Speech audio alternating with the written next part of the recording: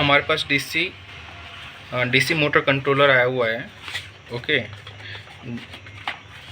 तो उसमें प्रॉब्लम ऐसा है कि वो उसका वोल्टेज, आउटपुट वोल्टेज कंट्रोल नहीं हो रहा है।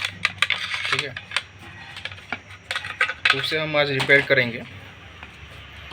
ये बेसिकली डीसी मोटर का जो रहता है ना, आर्मेचर वाइंडिंग, उसे कंट्रोल करने के लिए यूज़ करते हैं। ओके,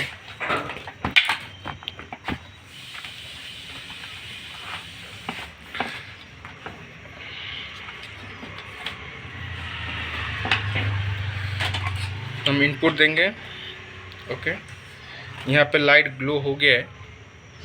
ओके, मतलब ऑन हो चुका है। अब हम इसका डीसी वोल्टेज मेज़र करेंगे कि क्या प्रॉब्लम है। ओके,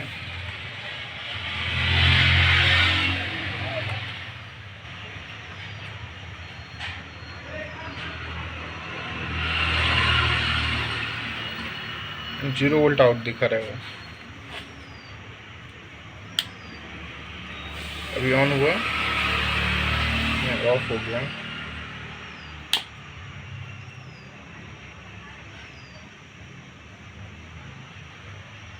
ओके, यहाँ वोल्टेज आ रहा है बट आउटपुट पोर्ट पे वोल्टेज नहीं आ रहा है।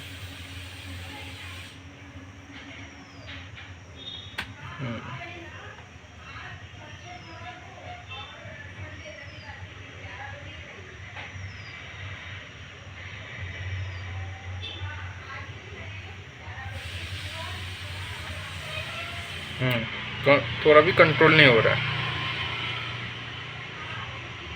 ठीक है, इसके सबसे पहले बेसिक कंपोनेंट जो है वो सब चेक कर लेंगे। इसके बाद अपना रिपेयरिंग प्रोसेस स्टार्ट करेंगे।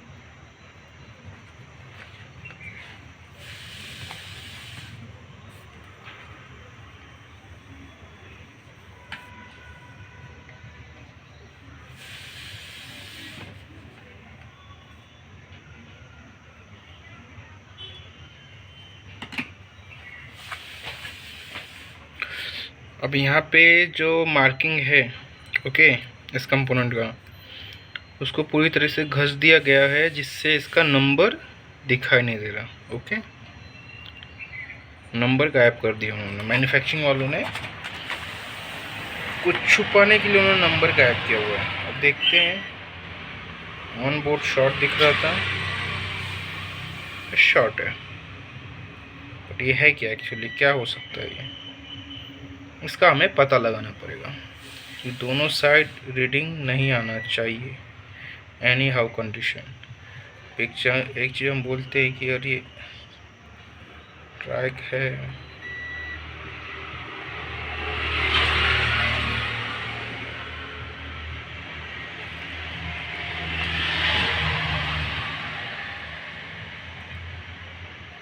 ये एक ट्रैक है। ठीक है, ये ओके है, क्योंकि रीज़न ऐसा है कि इसका ये रहा हमारा गेट, ये रहा हमारा E2। ओके, ये दोनों के बीच में लो ओम रेजिस्टेंस रहता है। और देखो उल्टा आप प्लस माइनस इंटरचेंज भी करोगे तो भी सेम वैल्यू डिटेक्ट करेगा, बट जो A1 A2 होता है उसमें और गेट में कुछ भी शो नहीं करना चाहिए एनी हाउ कंडीशन। ओके, अरे शो नहीं कर रहा मतलब ओके है। ठीक है, तो दूसरे वाले को भी निकाल के एक बार देख लेते हैं। इसको पहले वाले को लगा लेंगे।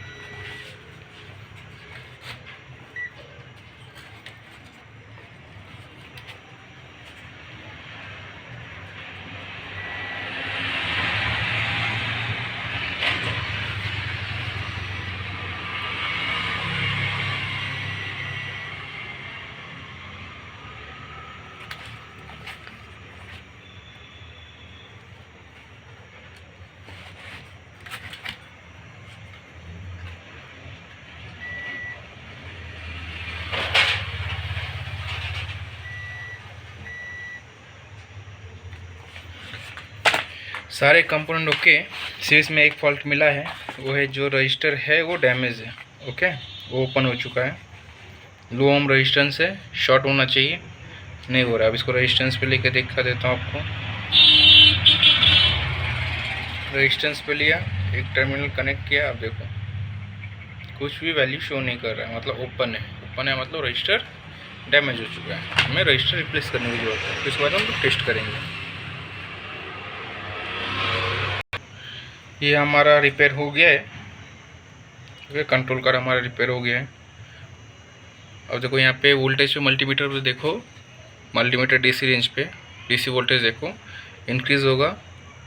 ऐसे मैं पॉट को वैरी करूँगा अप टू 50 वोल्ट तक। Okay, max to max 48.47। Okay,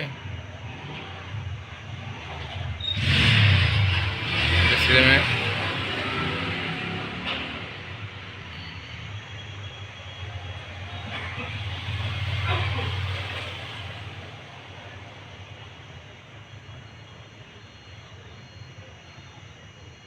ठीक है, वोल्टेज इंक्रीज डिक्रीज हो रहा है।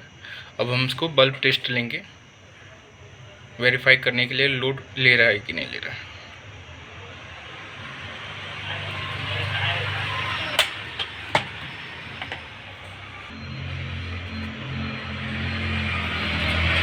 बल्ब लगा दिया मैंने। ओके, अब जैसे मैं वोल्टेज इंक्रीज करूँगा वैसे वैसे इसका ब्राइटनेस बढ़ेगा। ओके, देखो धीरे धीरे जैसे जैसे वोल्टेज इंक्रीज कर रहा हूँ वैसे वैसे इसका ब्राइटनेस लेवल बढ़ रहा है। ठीक है, मतलब इसका मतलब ये है कि हमारा जो कंट्रोल कार्ड है वो लोड भी ले रहा है। ओके, कोई प्रॉब्लम नहीं आ रहा है उसका। जैसे जैसे डिक्रीज कर रहा हूँ वैसे वैसे इसका ब्राइटनेस भी डिक्रीज हो रहा है।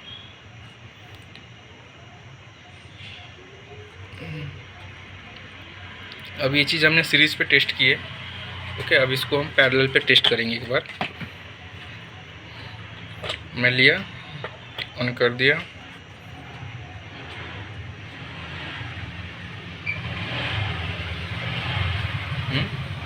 ओके, फुल ब्राइटनेस से ग्लो हो रहा है।